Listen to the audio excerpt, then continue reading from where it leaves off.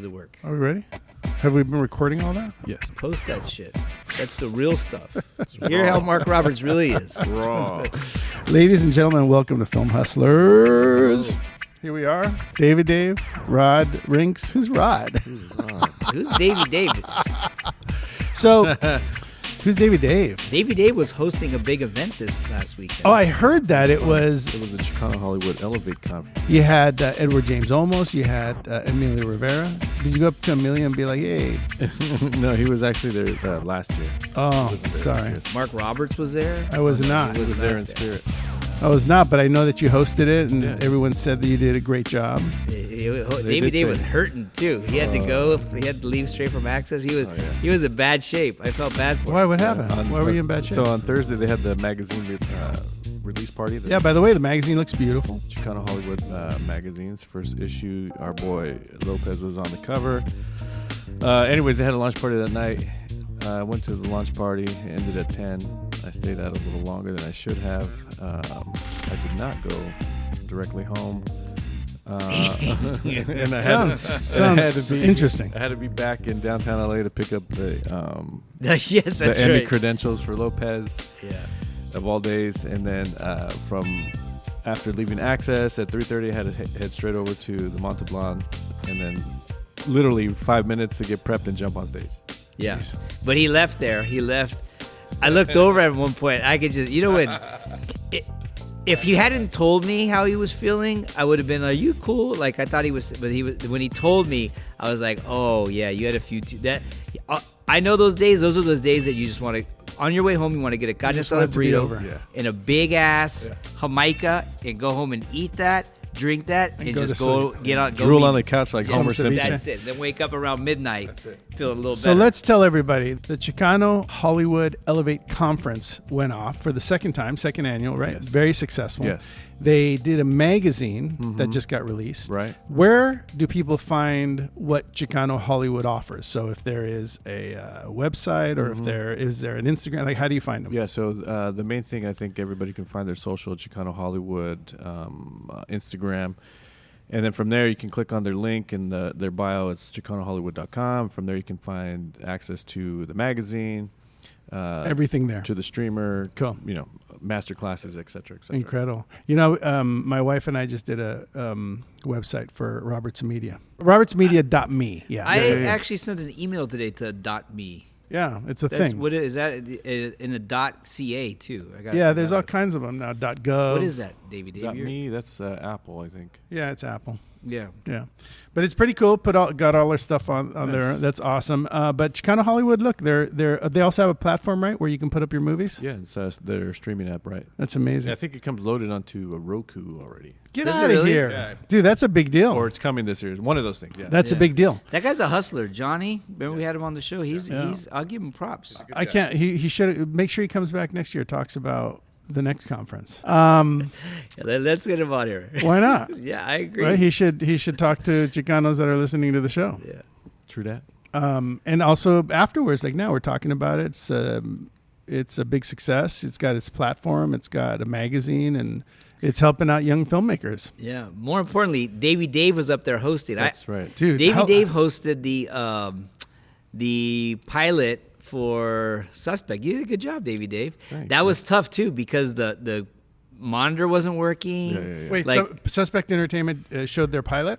Yeah, we showed it at La Paz in downtown LA. It's a cool venue. Right there next to Olvera Street. Oh, nice. And so there was a few technical issues, but it didn't stop me. I just got up there, did my thing. Oh, wait a minute. Riffed a little bit. Was it outdoors? Yeah, it was outdoors. Cool. So how'd it go off? That one was great. Yeah. Yeah, it was great. Yeah, but I was sitting right there. Davey Dave gave a shout out to Film Hustlers. Oh, thank On you. stage, Appreciate yeah. it. Always Yeah. good. Always got to give gotta love. Got to give love. Got to rep. But no, dude, I was proud of you because there was technical difficulties and there was a lot of foos, legit. Look, we've all foos been up there. in there. We've all been Cholitos there. out Yeah, there was cholitos. They had and no time for foos. nothing.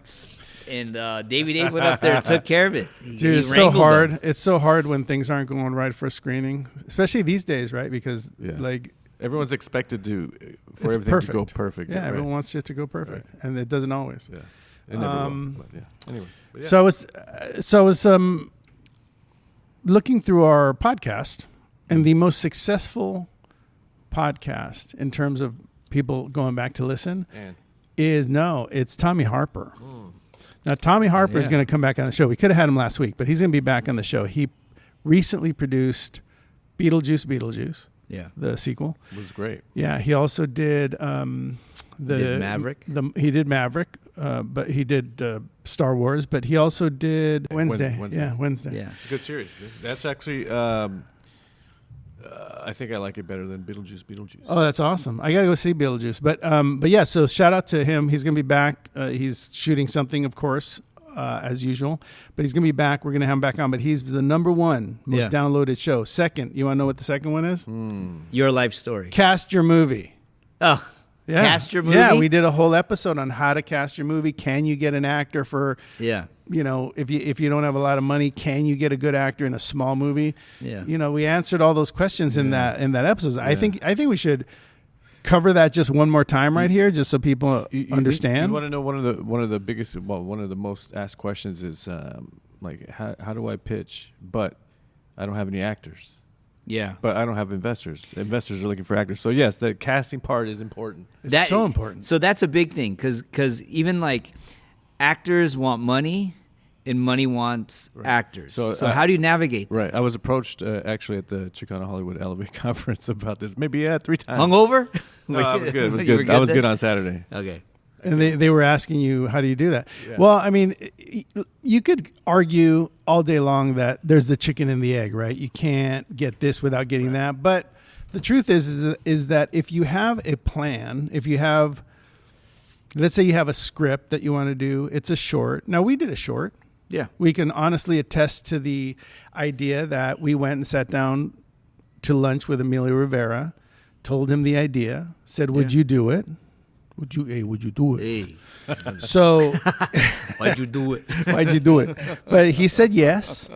And then we started casting it. And then Pepe Serna told somebody that we knew, hey, I want to be in that. And then next thing you know, Pepe Serna was in it. No, at the table reading, we were trying to figure out who his dad was. Remember, we were going to talk to Danny Mora. Who brought him up? And I said, well, originally I was trying to get a hold of Pepe Serna, and he's like, oh, I'll call him right now. Who said that? Emilio. And then Emilio texted him or called him and said, hey, I'm doing this project. He goes, I'm in. Yeah. It was that easy. So it was an inside deal, right? You start the process, you start getting meetings, you start making it happen. Did I know how much we were going to pay Emilio? No. Did we know how much we were going to pay Efren? No. But we went to SAG. We filled out all our paperwork. And by the way, if you're thinking SAG is difficult to figure out, it's a daunting thought. It's a daunting thought. But you know, when it came down to it, even me, when I was filling out the paperwork, and I was working with you guys to get it all done, when I submitted it, I thought that I was going to have to put down a deposit, because on our movies, we have to put down like this $100,000 deposit against the payment to the actors. Well, on shorts, there is no such thing. There is no deposit because it's a short. So I negotiated a deal with Emilio. He did not get what he normally gets, but it was a short. We figured it out. It wasn't nothing, but it wasn't, his normal fee. Same with Efren. Same with Pepe. But it was fun to work with him. And if you think about it, let's create a scenario. You have a short you want to do. You would like to have good actors in it. You want money to do that. Now, look, we stepped into it and started asking people for money on this show. We didn't ask for large sums. We wanted 25 for each person to put in 25,000.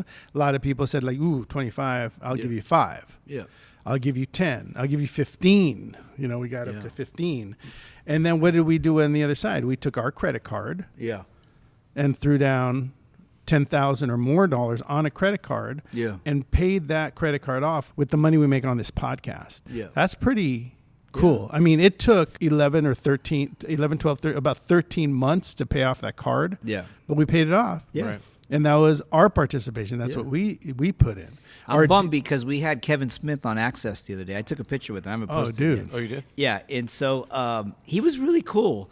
I wish I would have brought up in retrospect. I thought about it after. I was like, I should ask him to be on the podcast. And he was talking about he's making this 80s movie. He was there plugging it.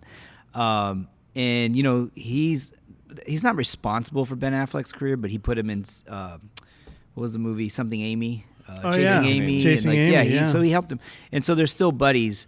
and he was talking about music, and by the way, we have the best sponsor in the world. ExtremeMusic.com. ExtremeMusic.com. Get to them later. But they were talking about 80s music, and he was only able to use like a couple songs that he picked the songs that he really wanted because of the budget. He's still like an indie guy. Oh, he's, like he's one of the kings of indie. Yeah, man, I wish I would have Chasing I'm gonna Amy. reach out to him and see I didn't get his info, but Chasing Amy, he didn't have to do for $250. He did it for $250,000. Well, he didn't have to do that. No, Clerks, though, he was telling us on the show how it was like grueling, dude. Like the schedule, because he worked there, so they would shoot when it was closed. That's why everything was a night scene, because they had to cover up the windows and stuff. Yeah. I mean, look, we just had Horace Priester on last week, and he worked as an editor for Netflix, saved every penny of his money, of his check, and put all of that into the bank. No, ESPN, didn't it? Wasn't it ESPN? Both. He worked for both.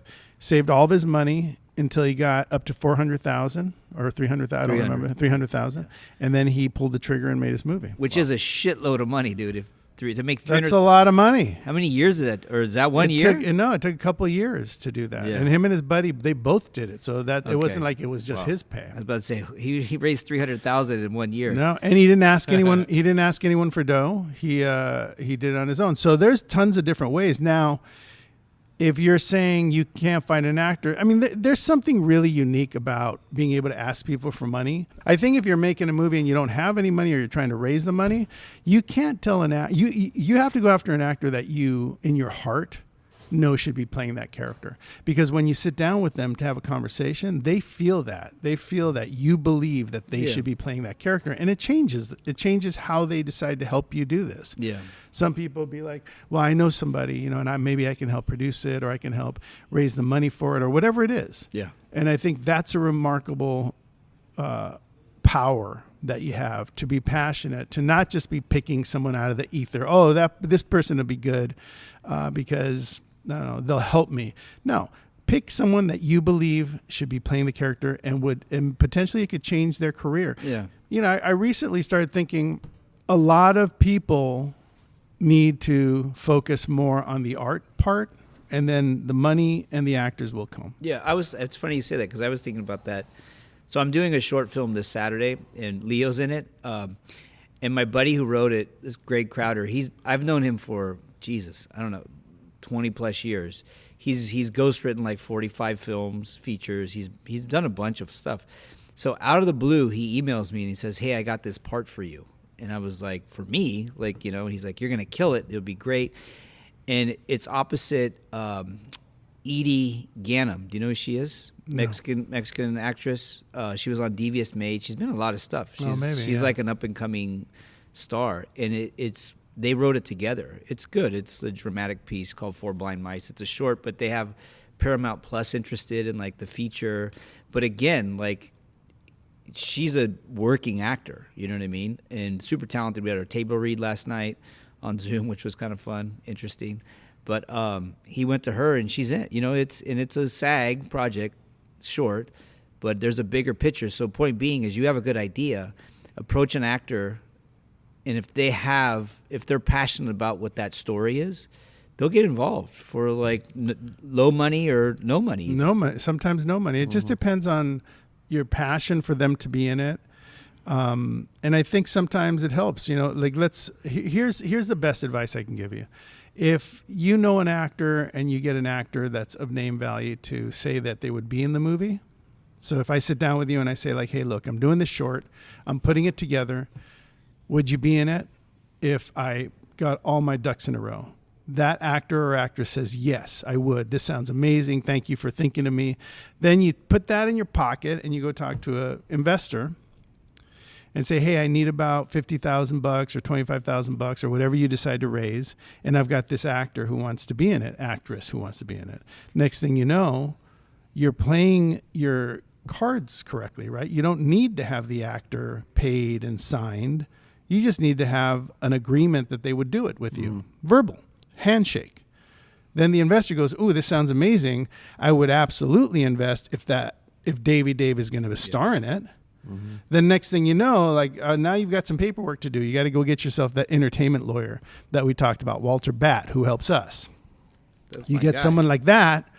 He goes and closes the actor deal. He goes and closes the money deal. You take some of that money. You give them an advance on your what's coming next, and then you keep building off of that. Momentum is your friend. Yeah. When you're trying to do a project, when you're trying to do a movie, when you're trying to raise money, when you're trying to get an actor, whatever it is, you know. And then you got to figure out what you're doing next. It's part of the thing that with Beautiful Darkness, we have these great actors in it. We have this great short. We're putting it through festivals. I like the write-up that I did. I sent it to the investors today. I want to did? get their yeah, I That's did. great. Because I pitched it to Davey Dave. He liked it. And so I'm going to put it in these guys' hands and see what they say, because they are the money, and see if they want to get behind it. That's true.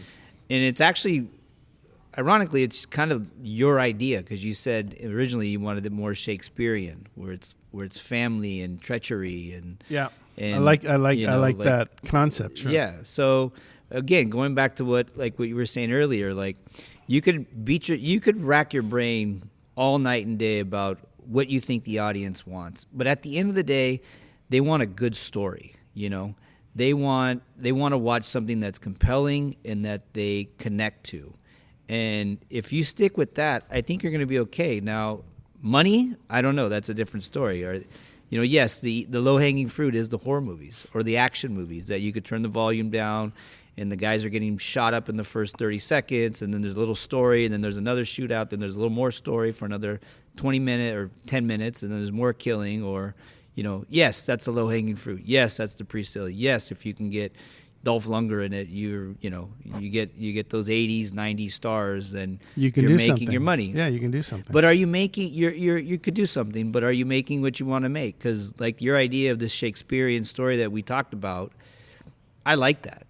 You know what I mean? That's more appealing to me than, you know, a shoot 'em up, kill 'em horror movie, slasher, thriller action. I think the most important thing, But it is about money. I think the most important thing to focus on is investors don't always invest in movies. They invest in people. True. So when you send somebody a document saying, this is what I want to do, can you get behind me on this? Yeah. They will be getting behind you. They will not be getting behind the movie. The movie will be whatever the movie is going to be, but they believe in the filmmaker. They believe that you have a vision. They believe that you're going to take their money, you know, and potentially get it back. It's a long road with shorts, but it's part of your calling card. It's part of proving that you can do something special, that you could do something unique, that you can do something that gets into festivals. We've already proved that. Yeah. You know, we've been in 5. Yeah. And we've been semi-finalists in finalists 3. Yeah, we've been semifinalists in 3. So I think, you have to keep, look, what we're talking about is you have to send out ideas to investors. You have to keep coming up with ideas. You have to keep trying. Yeah. Because at the end of the day, you can say all you want about the industry and it's not doing well and the streamers and the cable and there's no one going to theaters anymore. But eventually, all that matters is whether or not you have a good idea and if someone's going to pay to have you do it. Yeah. You know, there's the whole other side of the coin where you have, you know, are you feeding yourself and your family by doing that work? That's a whole other conversation. Yeah. Therein lies the real question. Yeah. Therein lies, like, we could talk about the art, we could talk about the passion, we could talk about all those things. Can you put food on the table? It's very, it's hard. And it's hard because I'll say, like, a lot of investors in the time that I've raised money, a lot of them step up and say, I will give you $2 million, but you can't pay yourself with my money. Yeah. Mm-hmm. And that's a hard one because it makes sense to a certain extent. Yeah. But I can't do that, right? I've never been able to do that. Right. I've always had to say no to that money Yeah. because you can't work for free. Right. Can't work for free. You have to some money to put to feed yourself, to put gas in your car, to try to develop a new idea, whatever it is. Yeah. So you have to find investors that are willing to let you pay yourself. Yeah. You know, and that needs to be out in the open and needs to happen prior to them giving you the money. So that's a really good point. Yeah. You got to be careful with that. Yeah. Yeah. You do. Because they will. They make sense sometimes. Sometimes people, sometimes investors don't care. They understand that you're going to be doing all the work and they're going to be writing a check. Yeah. But not all of them do, Yeah, well, I think they feel like, look, you're going to take my money for this movie. You're in it with me. Like, we're in it together. Together, we're partners, 50-50. Yeah, I'll fund it. You make it. Exactly. So, but you don't get any money, just like I don't get any money until it's sold. Which it's hard, man. I understand, but at the same time, how can you feed yourself? You can't. No. You have to work with people that understand that there has to be a little bit of money coming your way. Yeah. I mean, everyone else is getting paid. That's the hard part, is that investors sometimes are very complicated that way. They want you to participate the way they're participating because they feel like if you're in it so desperately, and you need to get paid from the sale of that movie, then they're going to feel comfortable giving you the money. It's a hard one. Hold on a second, Davey Dave. Did Robert Sass get paid for Beautiful Darkness? No. Is that what he's saying right now? Unfortunately. Because I didn't get anything. No. I don't think we didn't get paid. No. We do not. We paid. We did. We We paid. just said Film Hustlers paid We for paid. 13 months. We paid to be in it, and we worked our ass off with getting birds and shit. Davey Save came through. Ryan Galvan.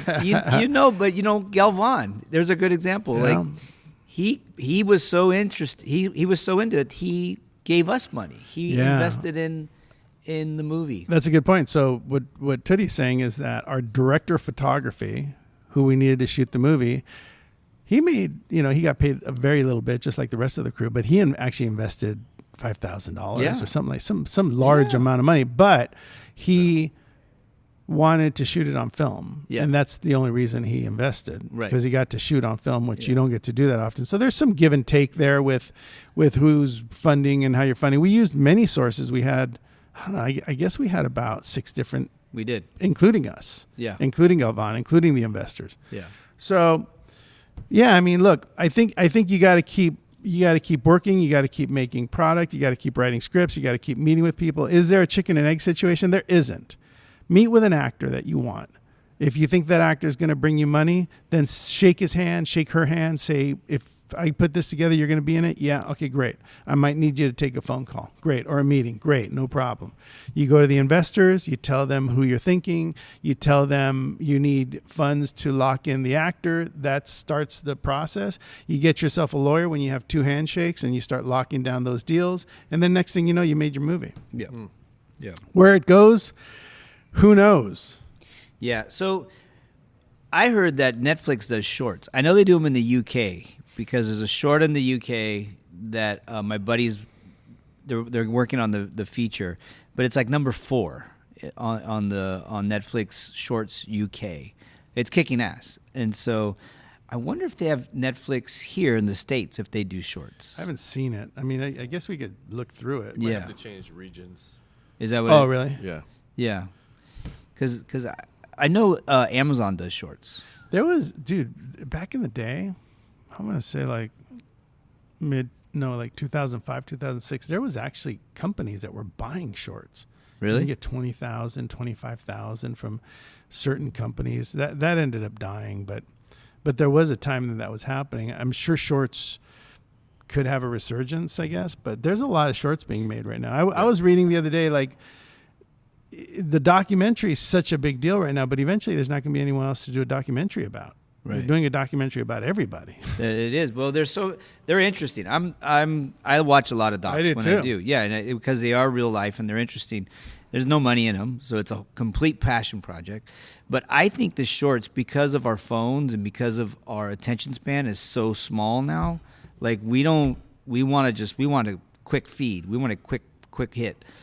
I think shorts can have a resurgence with people on their phone watching, a quick little film. Everything could have a resurgence. Anything that we've seen work before that's not working now could all come back. Well, they're claiming indie films are going to have a huge resurgence. And Really? historically, yes. Well, I mean, I know you. Okay, Mr. Studio over here. Fuck, I didn't know I'm sitting across from Les Moonves. Dang, no but- one knows Les Moonves anymore. I like Les Moonves, by the way. He started off as an actor, then became president of a fucking dude. He's a baller. Yeah. You know? There's some good execs out there. Yeah. For Yeah, Sure. but I'm just saying what I'm reading. That indies, there's going to be there. It's more going that way. Studios are having problems. They're leaving L.A. Vegas is like Sony's there, Warner Brothers there. People are moving. Things are different. You can't deny that. Things are different right now. Even L.A. The work, just the industry itself. Like, pick up the L.A. Times and read it. A lot of people aren't working, so they're having to change gears. They're having to change professions or figure things out. Tax incentives all over the world are bringing money. You know what I mean? Like, you get hard. a $2 million film, you get a tax break. You could do it for $750,000. It's a $200,000 or $2 million movie. That's appealing to a filmmaker and an investor. I think I agree. I mean, think you don't shoot anything in L.A. I haven't in a long time. And mostly there's just because no those incentives here, and it's hard to shoot here. And we shot Beautiful Darkness here. Well, yeah, but it's a short. You know, it was a little teeny movie. Yeah, but yeah. Look, at the end of the day, all of these conversations about where it's going and how it's happening, I think you need to kind of push off the table. I think you just need to do the work, raise the money, continue to try to show your work, continue to try to advance your career, because eventually you'll find a place where you can do the work that you're doing for a network that wants the kind of work that you're doing. Right? I mean, I think the only thing that you have to be concerned about is, are you doing genres that are potentially going to end up plugging you into a place where you can make a living? Yeah. That's, the key. Like, for me, did I always want to do Christmas? I don't know. Not really. I don't think it ever crossed my mind. You like music. I do. Music. I love music. Like I love music and combinations of music and film.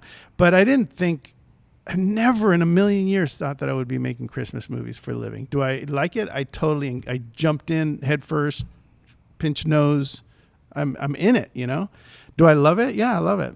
I love it because I want to because it doesn't matter what movies I'm making, as long as I'm making movies and being creative. Yeah. I'm all over it. Yeah.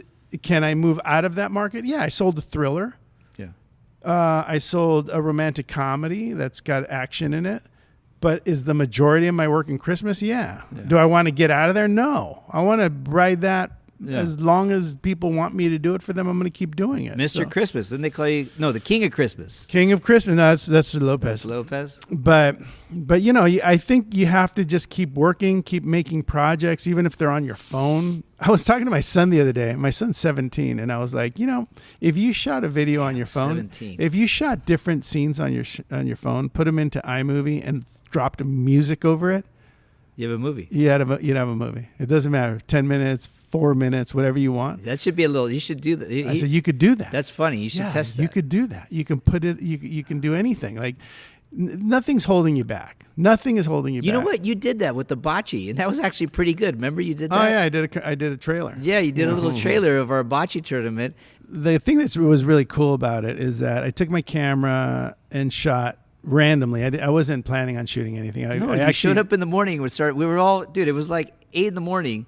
We started drinking. It was bocce tournament. No women. You didn't go to those. They were fucking fun. Yeah, no. This dude shows up with the camera and he just starts shooting us, and we're like, fucking, we're ready to go. It was awesome, but I didn't know what I was doing. Right, I was just thought I was shooting video. So people were walking in, Schulman, all these people. Oh, because Mario started a YouTube channel. That's what it was. Yeah, but I wasn't doing it for that. I was doing it. I don't know why I was doing it. I was just shooting stuff, right? Just to keep myself occupied. And as everyone arrived, I shot it. And during the day, I shot it. And as we got to the end, and as people won. Yeah. And then I thought, you know what? This is interesting. And I had just gotten my Apple computer, and in Apple, you got free an iMovie. Right. And in iMovie, if you go to a certain part, it says plug and play trailers.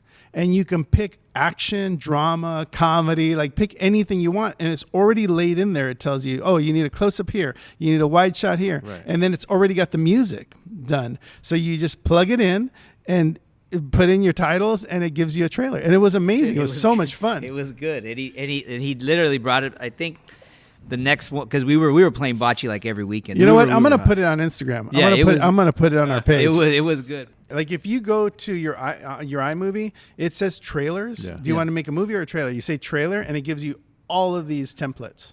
Okay. You could literally turn your kid's birthday party into an action film. Like, trailer. It's so fun. But yeah, I mean, look, I think you have to keep trying to do things and put them out. And and not take it personal. I was telling my son, again, 17, he was asking me about how did you start putting out your work, logical questions. And I said, you know what? I started and the majority of my stuff was really bad. It was not good. But I didn't care. I kept showing it to people. And people would say like, oh, wow, that was awful. And I'd say like, I'm sorry. I hope you like. Yeah, I mean, people are honest. I think when you're at the lowest level and you're presenting work, people are honest with you because maybe they're jealous or maybe they just want you to know you suck. Right. They don't respect your work yet. No, I got no respect. They were like, there was a lot of people going to do this so bad. And I would say like, I know. It wasn't perfect. I said, but I'm going to keep trying. And hopefully the next time I do something, you'll like it. That was sort of my go-to answer.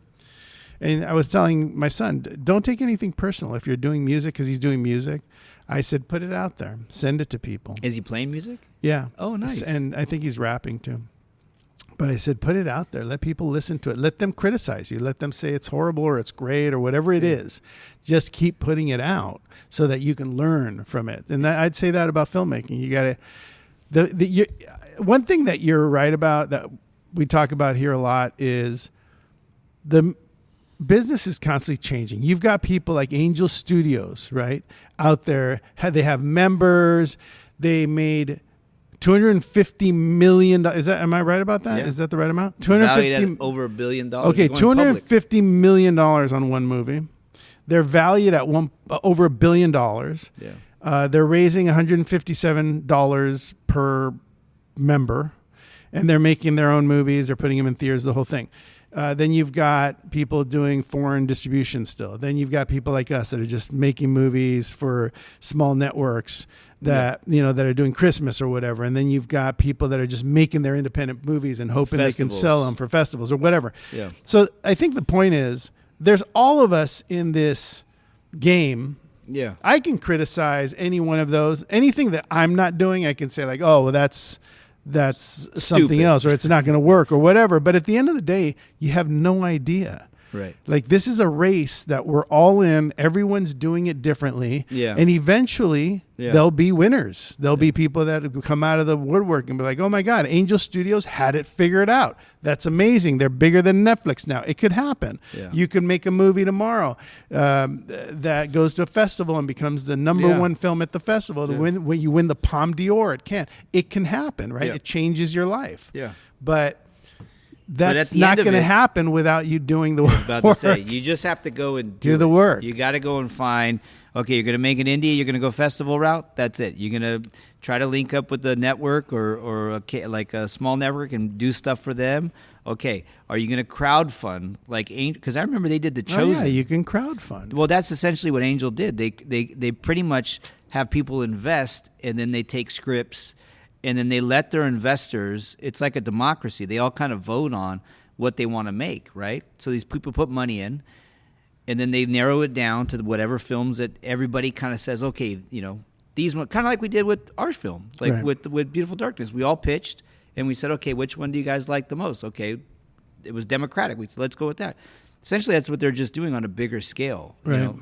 And so then they go and they make their movie, but they already have such a huge following at that point because look at all those investors, all those people who put however much up. Maybe not a lot, maybe a couple $100, maybe a couple million. It doesn't matter. But when you put all that in, it's like a lottery. Then you get a big chunk, and then people, because we're all filmmakers, we want to make our shit, so we're going to send it to them, our scripts, and then they say, okay, they go to their shareholders and say, which ones you guys want to make? Here's what we got. Boom, boom, boom. And they go through, and then they pick, and they go and make Well, it. that's one way to do it. Maybe it Yeah. ends up becoming super successful. I have no idea. Never Yeah. heard of that. Yeah, And or the foreign, like you said. You go to Clay, and you say, Clay, tell us what star. I mean, I hate that. Again, Yeah. would I do it? Would I, if Clay came to me and said like, hey, can we figure this out? And here's what I'm going to do. Can you do this? I would do it. Even though I have a disdain for that kind of business and that work. Yeah. Would I do it? Yeah. Yeah. If Angel Studios came to me and said like, hey, we want you to produce this movie, would I do it? Yeah. Do I think it's going to work for them? I don't know. They seem to be doing something that's working for them, that's got them valued at at an amount that's going to put them on the stock market, that's amazing. Yeah, over that's $1 billion. amazing. So I'm wishing all of them luck, including Clay. Yeah. Wishing them luck. I'm doing what I'm doing. They're Yeah. doing what they're doing. Let's see where it ends up. There's you no know? right way. There's no like the thing. Chicano with this Hollywood's business- doing their own thing. Add Yeah. them to the mix, right? They're helping filmmakers. They got a platform for filmmakers. They're Yeah. doing a conference every year. Everyone's sort of doing what they're doing. We're all in different lanes. Yeah. And at the end of it, not everyone's going to succeed. Let's be completely clear about that. Not everyone's going to win. But we're wishing everybody luck. And you're not going to know until you really pursue it. And you got to be consistent. You know what I mean? Like you said earlier today, your movies in the beginning, people said they suck, and you could have left then and said, you know what, you're right, I'm out of here. No, but I was instead, never going to you give said, up. I was never going to give up. Yeah, you said, well, I'm sorry you feel that way about this, but my next one's going to be a little different, you know, and you just or kept it's moving going to be forward. better, or hopefully you like it, or it's the subject matter you like. But anyway, look, keep working, keep making product, keep meeting people, keep screening it. Work with Chicano Hollywood, learn from them. Work with Angel Studios, become an investor for $157 or however much that is. Yeah. Buy stock in their company. Look, we all need people to be part of what we're doing, otherwise we don't succeed. Amazingly, there's all of these opportunities for you right now. You just got to get out of your head that you want to be at the highest level right away. Just start somewhere, and eventually you'll end up where you're supposed to be. And based off of our show last week, I'm going to do a premiere. For Yeah, that's Perfect. Yeah, You next should 2025. show Beautiful Darkness at the head of it. That's what we're gonna. No, we're gonna do that. So we're gonna do Beautiful Darkness and then Made in Mexico. Just because I didn't have a Intermission chance to- intermission after Beautiful Darkness, so everyone Yeah. gets a drink and then come back in. Sponsored by Happy Dads. Hey, and I think we're gonna need to have some music there, and hopefully we can use our sponsor. ExtremeMusic.com is the best platform for music in the world, Without a doubt. without a doubt. We talked about them earlier today. We're going to talk about them again now. I think it's you go to ExtremeMusic.com, you open your account, you search thousands upon thousands of composers and different types of music, anything you want for any project you want at a reasonable deal. Yeah. You know, and Hey. by the way, you can try to put your music up there. That's what I was about to if say. you're a Could- composer. Maybe Cat. I think a collab. You on the keys, Cash doing a Cash. rap. Record that shit and put it up on. All right, let's do that. Come on, let's do it. Well, look, I'm gonna finish this by saying, everyone, keep pushing, keep doing your thing. It's not a race. You guys are going to succeed. marathon. You guys are going to succeed. Yeah, I'm the tortoise for sure, but you guys are going to succeed. Just keep putting your ideas out there, your projects out there, and I promise you will be where you want to be eventually. All right. See you later. Bye. Didn't mean to bring you down. It was so good till the end. It was like you got all heartfelt on me. I started to get a tear in my eye, Roberts. We'll see you next time on Film Hustlers.